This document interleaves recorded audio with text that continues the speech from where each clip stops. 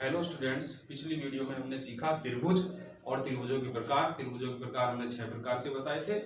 3 होते हैं भुजाओं के आधार पर और 3 होते हैं कोण के आधार पर। अब डायरेक्ट हम 9वीं क्लास की चर्चा करेंगे। इसमें जो है दो त्रिभुजों की तुलना करके त्रिभुजों के गुण के बारे में बताया गया है। तो यहाँ पर है चैप्टर हमारा, एक तरीके से चैप्टर के अंदर ही है त्रिभुजों की सर्वांग समता। तो त्रिभुजों की सर्वांग समता हमारा टॉपिक है।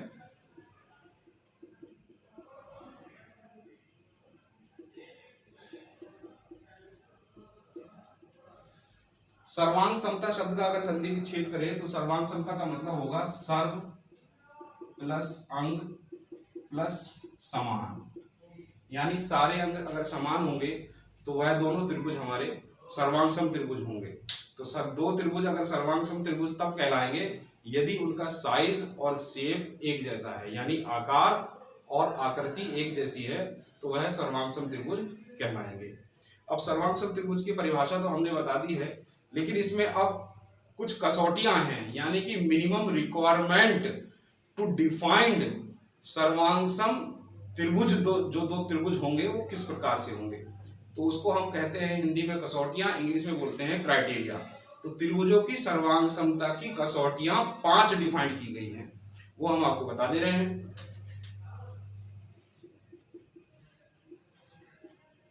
त्रिभुजों की सर्वांग समता की कसौटियां। पहली जो कसौटी है वो है SAS, दूसरी है AAS, तीसरी है ASA, चौथी है SSS, पांचवी है RHS। हिंदी में इनको कहेंगे तो भुजा कोण भुजा, साइड, हिंदी में साइड को भुजा कहा जाता है, एंगल को कोण कहा जाता है। तो हिंदी में हम लिख सकते हैं भुजा कोण भुजा, यहां पर लिखेंगे कोण कोण भुजा। इसी प्रकार ये भी हो जाएगा कोण भुजा कोण, ये हो जाएगा भुजा भुजा भुजा, और ये हो जाएगा हमारा राइट एंगल। इसको R for right angle, right angle English में बोला जाता है, हिंदी में कहा जाएगा समकोण। तो एक तरह से 90 डिग्री का कोण है। हाइपोटेनस, H मतलब हाइपोटेनस, यानी कि समकोण त्रिभुज में जो समकोण के सामने वाली भुजा रहेगी उसको हाइपोटेनस कहा जाता है, यानी कर्ण, और ये कोई भी साइड है। तो ये हो जाएगा हमारा राइट एंगल, यानी 90 डिग्री का कोण, उसके सामने वाली भुजा हाइपोटेनस यानी कर्ण। 90 डिग्री के सामने वाली जो भुजा होगी उसको कर्ण कहेंगे। फिर उसके बाद कोई भी एक साइड बचेगी तो उसको हम साइड कहेंगे या फिर भुजा। अभी जो ये कसौटियां बताई हैं इनको शॉर्ट ट्रिक में याद करने का एक मेथड मैं आपको दे दे रहा हूं। तो कहेंगे इसको सास है, सास को आस है आशा से, यानी कि जैसे घर में नई नई बहू आती है तो बहू का नाम आशा आप मान लीजिए। तो सास अपनी बहू से कह रही है उसकी जो 3 और बेटियां हैं उसके साथ वो अच्छा व्यवहार रखेंगी।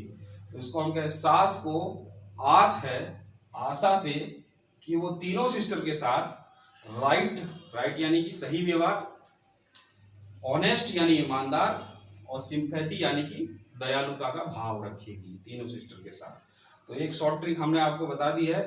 पांचों जो कसौटियां हैं, प्रॉपर्टी हैं दो त्रिभुजों की सर्वांग समता की, उसको याद करने का तरीका है कि सास को आस है आशा से कि वह तीनों सिस्टर के साथ राइट, ऑनेस्ट और सिंपैथी रखेगी।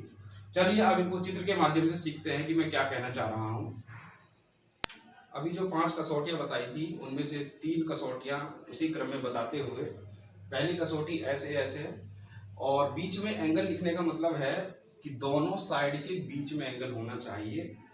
तो यहाँ पर देखिए 2 त्रिभुजों की हम तुलना कर रहे हैं, 2 त्रिभुजों की तुलना के बारे में ही टॉपिक चल रहा है। मान लीजिए इस त्रिभुज का नाम है ABC और इस त्रिभुज का नाम है PQR। तो यहाँ पर ये दोनों साइड बराबर होनी चाहिए। यदि AB, ये वाली side AB side P Q के बराबर हो जाए, ए बी बराबर पी क्यू, और दूसरी साइड ए सी बराबर हो जाए पी आर के, ए सी बराबर पी आर, और इन दोनों साइड के बीच में जो एंगल है, यहां पर एंगल ए है, और इन दोनों साइड के बीच में जो एंगल है यानी कोण, यहां पर कोण पी है, यदि ये दोनों भी बराबर हो जाएं, कोण ए बराबर कोण पी, तो ये कहने के लिए काफी है कि ये दोनों त्रिभुज हमारे सर्वांगसम त्रिभुज हैं। मतलब मिनिमम रिक्वायरमेंट, हालांकि 6 हैं, 3 भुजाएं हैं, 3 कोण हैं, तो तीनों भुजाएं बराबर होंगी और तीनों कोण बराबर होंगे तो सर्वांगसम होगा। लेकिन बार बार 6 चीजें देखने की जरूरत नहीं है, केवल ये 3 चीज देखने की जरूरत है कि दोनों साइड बराबर हो जाए और उनके बीच में जो एंगल आ रहा है वह बराबर हो जाए, तो हम इतने से काफी है कि ये दोनों त्रिभुज हमारे सर्वांगसम है। और सर्वांगसम के लिए यहां निशान आता है कि त्रिभुज ए बी सी सर्वांगसम त्रिभुज, ये सर्वांगसम का निशान है, सर्वांगसम त्रिभुज पी क्यू आर। कौन सी प्रॉपर्टी से? बाय एस ए एस, ये वाला एस ए एस नियम से ये दोनों सर्वांगसम हो गए। एक साइड ये हो गई एस, दूसरी साइड ये हो गई, और ये जो एंगल है ये इन दोनों साइड के बीच में है। अब दूसरी प्रॉपर्टी आस, इसका मतलब है एंगल एंगल दो लगातार, और बीच में साइड नहीं लिखा है, बीच में साइड यहां लिखा हुआ है, इसको ध्यान से देखिएगा। तो यहां पर दो एंगल अगर बराबर हो जाए, मान लीजिए त्रिभुज ए बी सी है और यह त्रिभुज हमारा पी क्यू आर है, तो कोण ए बराबर कोण पी और कोण बी बराबर कोण क्यू, फिर उसके बाद में कोई साइड बराबर हो जाए बी सी बराबर क्यू आर, तो एक एंगल ये हुआ, दूसरा एंगल ये हुआ, और तीसरा एंगल, तीसरी हमारी साइड हो गई, तो ये हमारी प्रॉपर्टी हो जाएगी डबल ए एस प्रॉपर्टी यानी आस। तो यहां से भी हम कह सकते हैं त्रिभुज ए बी सी सर्वांगसम त्रिभुज पी क्यू आर। इसमें कौन सी प्रॉपर्टी लगी है? बाय आस प्रॉपर्टी, ए ए एस यानी कोण कोण भुजा। अब नंबर तीसरा है, कुछ ज्यादा कहने की जरूरत तो है नहीं मेरे ख्याल से, जब दो मैंने बता दी है अच्छे से और समझ में आ भी गई है, तो तीसरे पे ज्यादा करने की चर्चा मेरे ख्याल से कोई रहती नहीं है। तो यहाँ पर दो एंगल बराबर हो जाए, और वो जो दो एंगल जिस साइड पर पड़ रहे हैं, इसमें बीच में एस लिखा हुआ है, इसका मतलब है जो दोनों एंगल जिस साइड पे पड़ रहे हैं उसकी बात हो रही है। तो यहाँ पर दो एंगल बराबर हो जाएंगे, त्रिभुज ए बी सी, त्रिभुज पी क्यू आर, यहां हो जाएगा एंगल ए बराबर एंगल पी, एंगल बी बराबर एंगल क्यू, और इन दोनों एंगल से जुड़ी हुई साइड है हमारी A B, side A B बराबर साइड पी क्यू।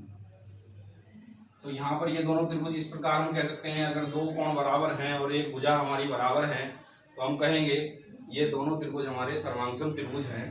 तो त्रिभुज ए बी सी सर्वांगसम त्रिभुज पी क्यू आर। इसमें कौन सी प्रॉपर्टी है? By A S A property. Property कह दीजिए, कसौटी कह दीजिए, या क्राइटेरिया कह दीजिए, एक ही बात है। दो और शेष कसौटियां बची हैं। चौथे नंबर की कसौटी है ट्रिपल एस, यानी कि भुजा भुजा भुजा, यानी कि एक त्रिभुज की तीनों भुजाएं दूसरे त्रिभुज की तीनों भुजाएं के अगर बराबर हैं, तो वह दोनों त्रिभुज भी सर्वांगसम त्रिभुज होते हैं।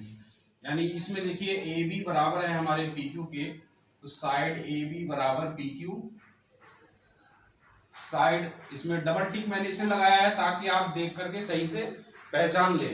यहाँ पर भुजा ए सी बराबर है भुजा पी आर के, ए सी बराबर पी आर, और भुजा बी सी बराबर क्यू आर। ये भी साइड है, ये भी साइड है, ये भी साइड है, तीनों ही भुजाएं हैं। तो तीनों भुजाएं अगर बराबर हो गई संगत त्रिभुजों की, तो यहाँ पर त्रिभुज ए बी सी सर्वांगसम त्रिभुज पी क्यू आर। इसमें कौन सी प्रॉपर्टी हो गई, कौन सी कसौटी हो गई? हिंदी में इस बार लिख रहा हूं, त्रिभुज की एस एस कसौटी द्वारा, त्रिभुज की एस एस एस कसौटी द्वारा।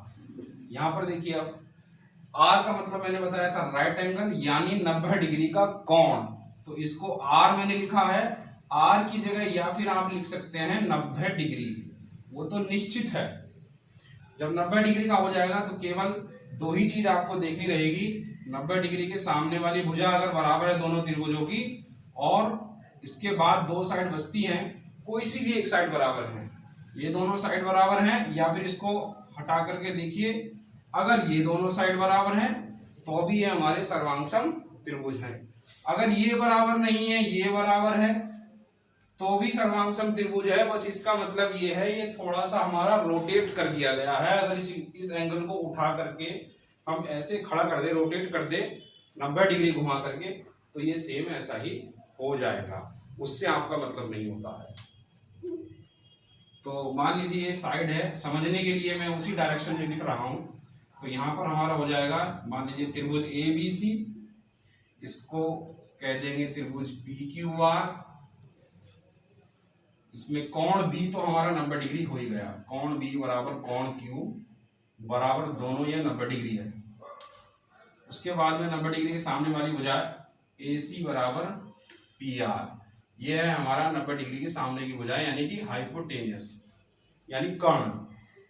फिर उसके बाद एक साइड बचती है बी सी बराबर क्यू आर, कोई साइड। तो इस प्रॉपर्टी के 90 डिग्री मतलब राइट एंगल आर, तो ये आरएचएस प्रॉपर्टी हो गई है। यहां पर हम कहेंगे त्रिभुज ए बी सी सर्वांग सम त्रिभुज P Q R by property RHS.